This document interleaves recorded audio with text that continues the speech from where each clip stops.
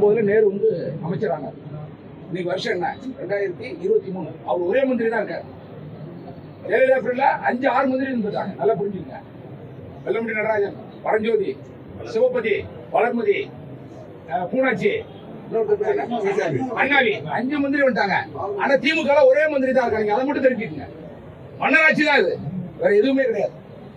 மீண்டும் அவர் செல்வராஜ் இருந்தாரு, அந்த குடும்பம் ஒண்ணு இல்லாம ஒழிஞ்சு போச்சு. அவரால் பாதிக்கப்பட்டவர்கள் தான் ஜாஸ்தி. திமுக ஒரு தலைவர் கூட தலையெடுக்க முடியாது. அடுத்த தலைமுறை அப்படிதான் முடியும். சட்டமன்ற தேர்தல் வரும், கண்டிப்பா எழுதி வச்சுக்க. 26 திமுக ஆட்சி சேலஞ்ச் பண்றாங்க. பாதிக்கப்பட்ட குடும்பங்களா சொல்லிடுவா சொல்லிடுவாங்க சார். நான் சொல்லட்டுமா? அவர் டீட்டெயிலா நேர பத்தி சொல்லட்டுமா?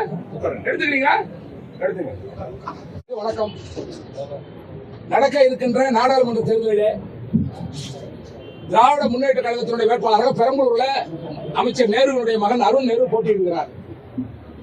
ஒன்றை நீங்கள் தெளிவாக புரிந்து கொள்ள வேண்டும். 1989 ஒரு ஒன்றிய கழக செயலாளர் ஆக்கப்பட்டவர் செல்வராஜ் அமைச்சரால, முன்னாள் அமைச்சர் செல்வராஜால் அமைச்சர் ஆக்கப்பட்டு அதன் பிறகு சேர்மன் ஆகி அவரால் அடையாளம் காட்டப்பட்டவர் தான் நேரு மந்திரி ஆகிறார்.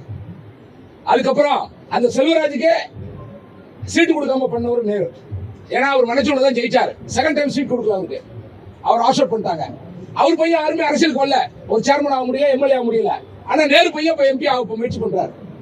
நெக்ஸ்ட் அவர் வர்றதுக்கு முன்னாடி எஸ்கே வடிவல் 2 பிரீடு எம்எல்ஏ, தொட்டி எம்எல்ஏ, முன்னாள் மாவட்ட கழக செயலாளர் அன்பிற்கு அப்புறமே வந்தவர். அவரோட குடும்பம் எங்க இருக்குன்னே தெரியல.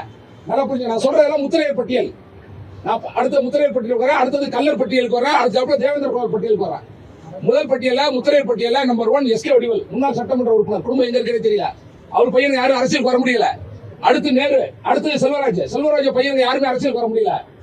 அதற்கு அடுத்தா போல எடுத்துக்கிட்டீங்கன்னா தொட்டியத்தில் ரத்தனம்னு ஒருத்தர் ஒன்றிய செயலாளர் எம்எல்ஏ ஆகி குறைஞ்ச ஓட்டு உத்தரத்தில் தோத்தாரு. அவரு வாஷ் அவுட், அவர் வர முடியல. அதுக்கப்புறம் ஜீவரம் செல்லாண்டின்னு ஒருத்தர் ஒன்றிய கழக சேர்மன் இருந்தார். அவர் குடும்பமும் வீணா போயிடுச்சு. இப்ப இருக்கிற அவைத்தலைவர் இருக்கிற பேரூர் தர்மலிங்கம், அவரோட குடும்பமும் வீணா போயிடுச்சு. அதுக்கு அடுத்தாப்புல எடுத்துக்கிட்டீங்கன்னா குளித்தலைங்கிற முசிறி பகுதியில் எடுத்துக்கிட்டீங்கன்னா தங்கராசன் ஒரு சேர்மன் இருந்தாரு. எல்லாம் திமுக 89 அப்புறம் நான் சொல்றது எல்லாமே. அவர் முத்திரையர், ஒன்றிய கழக செயலாளர். அவர் குடும்பம் ஒண்ணு இல்லாம போயிடுச்சு. அதுக்கு அடுத்தாப்புல எடுத்தீங்கன்னா டோல்கட் சின்னசாமி, ஒன்றிய கழக செயலாளர். அவர் குடும்பம் ஒண்ணு இல்லாம பையன் எல்லாருமே அரசியலுக்கு வர முடியல. இப்படி படிப்படியா பட்டியலிட்டே போலாம் ஓவராலா. அது மாதிரி 15 முத்திரையர் தலைவர்கள் திமுகவில் ஒடுக்கப்பட்டு அடியோட நசுக்கப்பட்டார்கள். ஒரு மைனாரிட்டி சமுதாயத்தை திருச்சி மாவட்டத்தில் 2% உள்ள மைனாரிட்டி சமுதாயத்தை சேர்ந்த ஒரு அமைச்சரை மரியாதைக்குரிய தமிழக முதல்வர் அவர்கள் 30 வருஷமா வச்சிருக்காரு. இதனால முத்திரையர் சமுதாயம் அடியோடு அழிஞ்சு போச்சு. அடுத்தது கல்லர் சமுதாயம். KN சேகரன் ஒரு திருப்பி தான் எம்எல்ஏ ஆனாரு. அதுக்கப்புறம் அவர் தலை தூக்கவே முடியல. அன்பில் பெரியசாமி அவரையும் வளர விடல. திருவூர் துறைன்னு ஒரு எம்எல்ஏ இருந்தார், எங்க இருக்காருன்னே தெரியல. நாகவேணி வேலு அவரும் அரசியல் இருந்து அப்புறப்படுத்தப்பட்டார். KM தங்கராசு நகர செயலாளர் இருந்தார். அவர் குடும்பமா அடியோடு அகற்றப்பட்டது. சாத்தனூர் சாமி ஐயா அவர் எங்க இருக்காருன்னு தெரியல. செங்குறிச்சி கருப்பையா, முக்களத்தூர் சமுதாயத்தை சேர்ந்த 10 பேர் எங்க இருக்காங்கன்னு தெரியல. அதுக்கு அடுத்தா போல் தேவேந்திர குல வேளாளர் சேர்ந்த திரு கொடமுருட்டி சேகர், புரட்சித் தலைவர் அம்மா அவர்கள் திமுக மீது நடவடிக்கை எடுத்த பொழுது கொடமுருட்டி சேகர் 1 வருஷம் குண்டாஸ்ல இருந்தார். நேரு கூட தான் ஒன்னா ஜெயில படுத்திருந்தாரு. இன்னைக்கு அந்த கொடமுருட்டி சேகரை ஓரம் கட்டி வச்சு கட்சியிலே இல்லாம ஒதுக்கி வச்சிருக்காங்க. அதே மாதிரி பம்பர சுத்தி பிச்சை அவர்கள் லால்குடி சேர்மனா இருந்தாரு. அவர் என்ன ஆனாரு? கடைசியில இறந்து போய் அந்த குடும்பத்திலிருந்து ஒரு ஆள் கூட வர முடியல. அதே மாதிரி ரத்தனசாமி முத்திரை சமுதாயத்தை சேர்ந்த ரத்தனசாமி டான்ஃபோ சேர்மனா இருந்தாரு. கவர்மெண்ட் டிஎம்கே கவர்மெண்ட் இருக்கும்போது அவர் இறந்து போயிட்டாரு. அவர் வீட்டுக்கு போறார், கீழே பாடியை படுக்க வச்சிருக்காங்க. மேல கீத்துல இருந்து தண்ணி ஒளி பாடி நனையுது. அந்த குடும்பம் வீணா போயிடுச்சு. கிட்டத்தட்ட திருச்சி மாவட்டத்தில் கடந்த 30 ஆண்டு காலமா திமுகவில் இருக்கின்ற அனைத்து முத்திரையரோட தலைவர்களை அழிச்சவர் நேரு. அதுக்கு பிறகு கல்லர் சமுதாயத்தை சேர்ந்த 10 பேரை அழிச்சிட்டாரு. அதுக்கப்புறம் இப்ப நான் சொன்ன தேவேந்திர குல வேளாளரை அழிச்சிருக்காங்க. இப்படி படிப்படியா பெரும் சமுதாயத்தை அழிச்சு அதன் மேல மேறி நிற்கிறவர் தான் அமைச்சர் நேரு அவர்கள். தொடர்ந்து ஒரு உறுப்பினரான இதுதான் திராவிட மாடல் ஆட்சின்னு நான் மரியாதைக்குரிய தமிழக முதல்வரை கேட்கிறேன். திராவிட மாடல் என்ன திமுக என்ன சொல்லுவாங்க?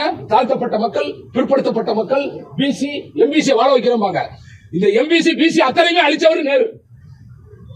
இந்த பாதிக்கப்பட்ட அத்தனை பேர் சொன்ன 25 குடும்பம், முத்திரையர் குடும்பம், கல்லர் குடும்பம், தேவேந்திர குல குடும்பம், ஒருத்தவங்க அரசியல் வர முடியல. நல்லா பாருங்க, 35 ஆண்டு ஆச்சு. ஒரு பையன் சேர்மன் ஆக முடியல, ஒரு பையன் எம்எல்ஏ ஆக முடியல.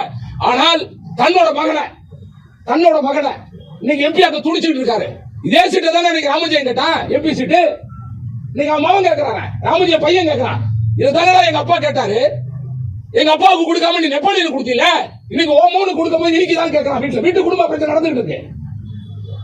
இப்படி எல்லாத்தையும் அழிச்சு, சமுதாயத்தை அழிச்சு, அவங்க குடும்பத்தை அழிச்சு மேல வர நேரு அரசியலுடைய முடிவு காலம் மிக விரைவில் ஆரம்பிக்கும். அது எந்த சந்தேகமும் கிடையாது. ஏற்கனவே 30 ஆண்டு காலமாக இந்த திருச்சியில ராமஜெயம்மன் அட்டுலி அவ்வளவு பேருக்கு தெரியும். அவரோட மரணத்தை பத்தி எல்லாம் சந்தோஷப்பட்டாங்க இருக்காங்க தவிர யாரும் வருத்தப்பட்டவங்க யாரும் கிடையாது. எத்தனை அன்னைக்கு டாக்டர்ல இருந்து இன்ஜினியர்ல இருந்து பெரிய கோடீஸ்வரர்ல இருந்து எல்லாமே சரி, யாருமே கிடையாது. நயவஞ்சகத்திலே 1ஆம் நம்பர் அந்த செய்திகளை உண்மைத்தன்மையுடன் உடனுக்குடன் தெரிந்து கொள்ள தி கிரேட் இந்தியா நியூஸ் சேனலுக்கு சப்ஸ்கிரைப் செய்து எங்களுடன் இணைந்திருங்கள். இப்போதும்